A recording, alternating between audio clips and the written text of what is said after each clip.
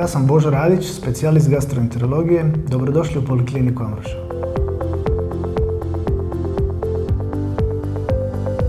Kao što svi znaju da umjetna inteligencija postaje dio svakodnevnog života, u medicini to postaje gotovo neizostavni dio koji će biti sve značajniji i značajniji. U našoj profesiji umjetna inteligencija je najčešće primijenjena tijekom kolonoskopije, zato što nam pomaže detektirati promjene koje oko previdi ili promaši.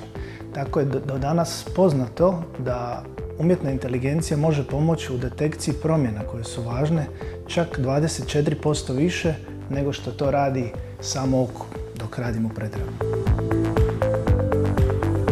Novost umjetne inteligencije zapravo je da je to dodatni alat u asortimanu alata koji nam pomažu pri radu. Ona je sve bolja i bolja. Ovo je neka druga, treća serija zapravo ispitanih umjetnih inteligencija. Različiti su proizvođači na tržištu. Međutim, za sad se ova pokazala dosta dobra koju mi koristimo i postaje sve naprednija. Tako da nama u radu svakako pomaže.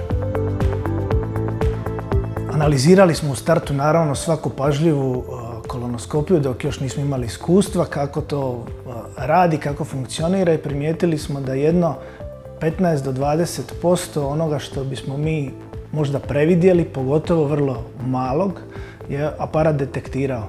Naravno i ono što je,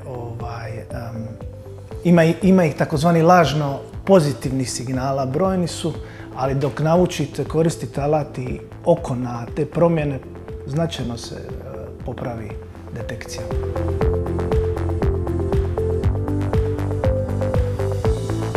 Procedura je napredovala na način da je svaki korak procedure napredovao. Od komunikacije, pripreme, informacije pacijenata, bolje selekcije, boljeg izbora anestetika, boljeg čišćenja aparata koji sadržavaju nove materijale, bolje slike, boljeg uvećanja, boljih naših podataka koje pratimo. Tako da danas kolonoskopija spada zapravo u procedure niskog rizika i teško je uspoređivati sa prethodnim vremenima.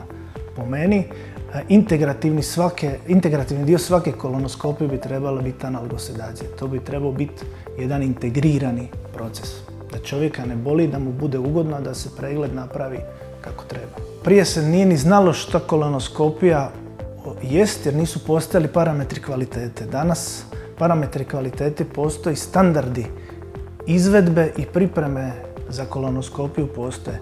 U Poliklinici Ambroža mogu sigurno reći da se prate smjernice koje su u skladu sa europskim i američkim smjernicama kod pripreme i izvođenja kolonoskopije, što smatram da je optimum jedan koji je danas nužan.